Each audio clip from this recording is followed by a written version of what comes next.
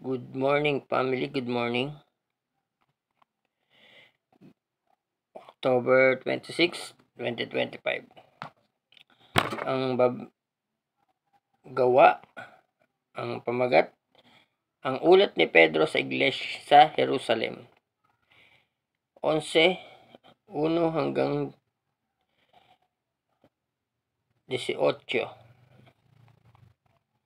Nabalitaan ng mga apostol at ng mga kapatid sa buong Jeddah na may mga hintil na tumanggap na rin sa salita ng Diyos. Kaya't nang si Pedro'y papunta sa Jerusalem, tinuligsa siya ng mga kapatid na naniniwalang dapat tuliin ng mga hintil. Bakit ka pumasok sa bahay ng mga dituling hintil at nakisalo pa sa kanila? Tanong nila. Kaya't isinalaysay sa kanila ni Pedro ang buong pangyayari. Ako'y nasa lungsod ng Joppa. Nanalangin na magkaroon ako ng isang pangitain mula sa langit.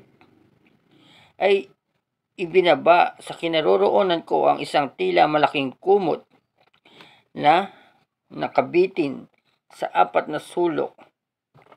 Pinagmasdan ko itong mabuti at nakita ko roon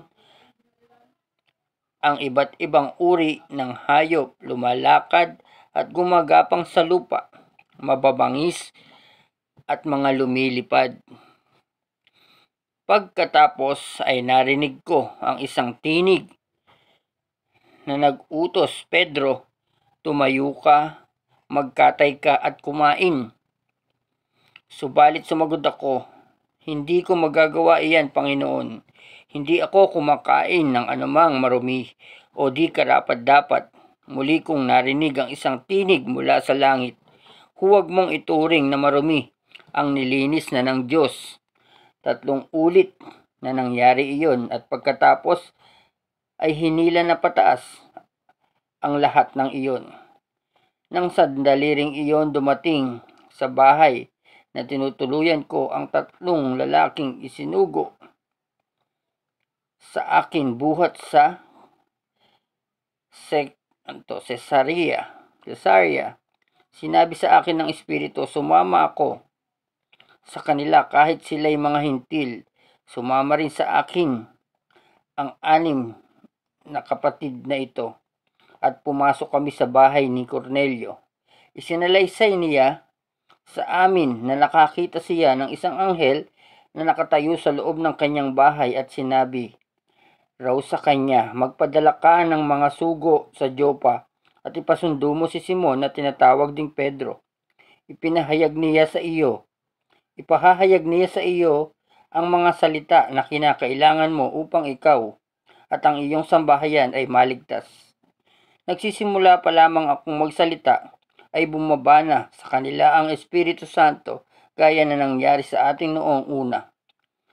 At naalala ko ang sinabi ng Panginoong, si Juan na nagtagapagbaptismo sa tubig, ngunit babaptismuhan kayo sa Espiritu Santo kung binigyan sila ng Diyos ng kaloob tulad ng ibinigay niya sa ating noong unay tayo nananalig sa Panginoon Jesucristo.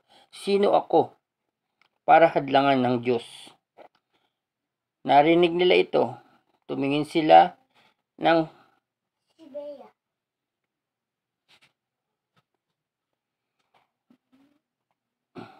narinig nila ito. Tumigil na sila sa pagtuligsa at sa halip ay nagpuri sa Diyos. Sabi nila, kung gayon, ang mga hintil man ay binigyan din ng Diyos ng pagkakataong magsisi at tumalikod sa mga kasalanan upang mabuhay. So marami pong salamat sa ating lahat. Pagpalain nawa tayo sa lahat ng mga bagay. Ingatan tayo.